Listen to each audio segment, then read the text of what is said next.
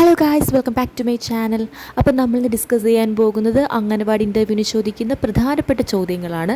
അപ്പോൾ നമുക്ക് വീഡിയോയിലോട്ട് പോകാം. അതിനു മുമ്പേ ഈ ചാനൽ സബ്സ്ക്രൈബ് ചെയ്യാത്തവരൊന്ന് സബ്സ്ക്രൈബ് ചെയ്ത് സപ്പോർട്ട് ചെയ്യണേ. GK ക്വസ്റ്റ്യൻസ് ആയിട്ട് ചോദിക്കാൻ സാധ്യതയുള്ള ക്വസ്റ്റ്യൻസാണ് നമ്മൾ ആദ്യമായിട്ട് ഡിസ്കസ് ചെയ്യാൻ പോകുന്നത്. അപ്പോൾ ആദ്യത്തെ ചോദ്യം 2024 ചലച്ചിത്ര അവാർഡ് കിട്ടിയത് ആർക്കാണെന്നുള്ള ചോദ്യമാണ്. അതിന് ഉത്തരം ഉർവശിയും ബീന ആർ ചന്ദ്രനുമാണ്.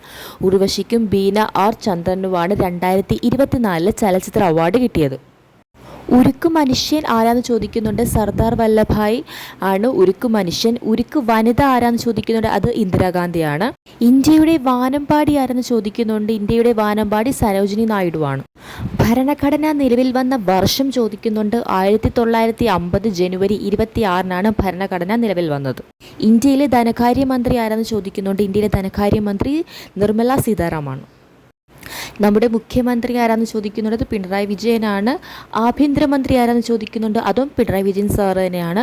പിന്നെ നമ്മുടെ ടൂറിസം വകുപ്പ് മന്ത്രി റിയാസാണ്. മുഹമ്മദ് റിയാസാണ് നമ്മുടെ ടൂറിസം വകുപ്പ് മന്ത്രി. ആദ്യത്തെ മുഖ്യമന്ത്രി ആരാന്ന് ചോദിക്കുന്നുണ്ട്. അത് EMS നമ്പൂതിരിപ്പാടാണ്. ആദ്യത്തെ പ്രധാനമന്ത്രി ആരാന്ന് ചോദിക്കുന്നുണ്ട്. അത് ജവഹർലാൽ നെഹ്റു ആണ്. ആദ്യത്തെ ഗവർണർ രാമകൃഷ്ണ റാവു ആണ്. അടുത്തതായിട്ട് ചോദിക്കാൻ സാധ്യതയുള്ള ചോദ്യങ്ങളാണ്. നമ്മൾ പറഞ്ഞിരുന്നു അംഗനവാടികളിൽ 11 രജിസ്റ്ററാണ് ഉള്ളതെന്ന്.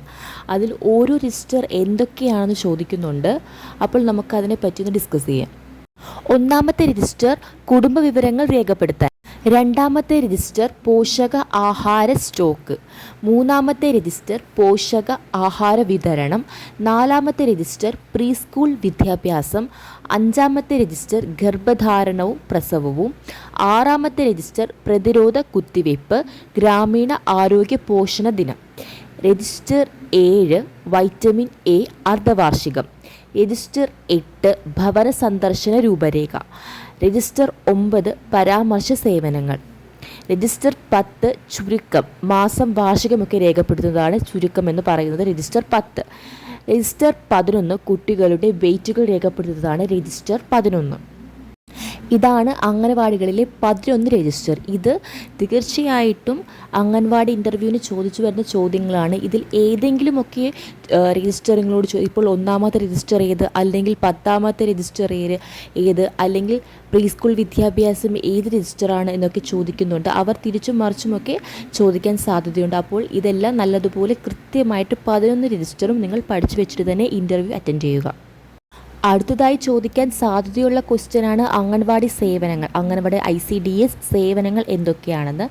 ICDSൻ്റെ സേവനങ്ങളാണ് അനൗപചാരിക വിദ്യാഭ്യാസം, അനുപൂര പോഷക ആഹാരം, വളർച്ചാ നിരീക്ഷണം, പ്രതിരോധ കുത്തിവയ്പ്പ്, ആരോഗ്യപരമായ വിദ്യാഭ്യാസം, പരാമർശ സേവനങ്ങൾ. അപ്പോൾ ICDS അഥവാ അംഗൻവാടികളുടെ സേവനങ്ങളാണ് അനൗപചാരിക വിദ്യാഭ്യാസം, അനുപൂരക പോഷക ആഹാരം, വളർച്ചാ നിരീക്ഷണം, പ്രതിരോധ കുത്തിവയ്പ്പ്, ആരോഗ്യപരമായ വിദ്യാഭ്യാസം, പരാമർശ സേവനങ്ങൾ.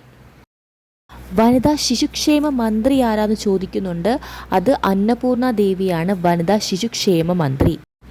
ALMSCയുടെ ഫുൾ ഫോം ചോദിക്കുന്നുണ്ട്. ALMSCയുടെ ഫുൾ ഫോമാണ് anganwadi level monitorising supporting committee. Anganwadi level monitorising supporting കമ്മിറ്റിയാണ് ALMSCയുടെ ഫുൾ ഫോം. ഇതിൽ 14 അംഗങ്ങളാണ് ഉള്ളത്. നാരങ്ങയിൽ അടങ്ങിയിരിക്കുന്ന വൈറ്റമിൻ ഏതാണെന്ന് ചോദിക്കുന്നുണ്ട്. അത് വൈറ്റമിൻ C ആണ്. പോസ്കോ നിയമം എന്താണെന്ന് ചോദിക്കുന്നുണ്ട്. പോസ്കോ നിയമം നമുക്ക് എല്ലാവർക്കും അറിയാം. കുട്ടികൾക്കെതിരെയുള്ള ലൈംഗിക അതിക്രമങ്ങൾക്കെതിരെ വന്ന ഒരു ആക്റ്റാണ് പോസ്കോ നിയമം എന്ന് പറയുന്നത്. കുട്ടികൾക്കെതിരെയുള്ള സെക്ഷൽ ഒഫൻസിനെതിരെ വന്ന ഒരു നിയമമാണ് പോസ്കോ നിയമം. ഇത് നിലവിൽ വന്നത് 2012-ലാണ്. മംഗല്യ പദ്ധതി എന്താണെന്ന് ചോദിക്കുന്നുണ്ട്. മംഗല്യ പദ്ധതി എന്നാൽ വിധവ പുനർവിവാഹത്തിന് കൊടുക്കുന്ന സഹായത്തിനെയാണ് മംഗല്യ പദ്ധതി എന്ന് പറയുന്നത്. വിധവയ്ക്ക് പുനർവിവാഹത്തിന് കൊടുക്കുന്ന ധനസഹായമാണ് മംഗല്യ പദ്ധതി എന്ന് പറയുന്നത്. അപ്പോൾ ഇത്രയൊക്കെയാണ് നമ്മൾ ഇന്നത്തെ വീഡിയോയിൽ ഇൻക്ലൂഡ് ചെയ്തിരിക്കുന്നത്. അപ്പോൾ ഇനിയും കൂടുതൽ ചോദ്യങ്ങളുമായിട്ട് അടുത്ത ഒരു വീഡിയോയിലോട്ട് വരുന്നത് വരെ ഈ ചാനൽ സബ്സ്ക്രൈബ് ചെയ്യാത്തവരൊന്ന് സബ്സ്ക്രൈബ് ചെയ്ത് സപ്പോർട്ട് ചെയ്യണം. അപ്പോൾ നിങ്ങളോട് ചോദിച്ച ഇൻ്റർവ്യൂവിന് ചോദിച്ച ചോദ്യങ്ങളൊക്കെ ഒന്ന് കമൻറ്റ് ചെയ്യണം. അപ്പോൾ ഒരു അടുത്ത വീഡിയോ ആയിട്ട് വരുന്നത് വരെ താങ്ക് യു.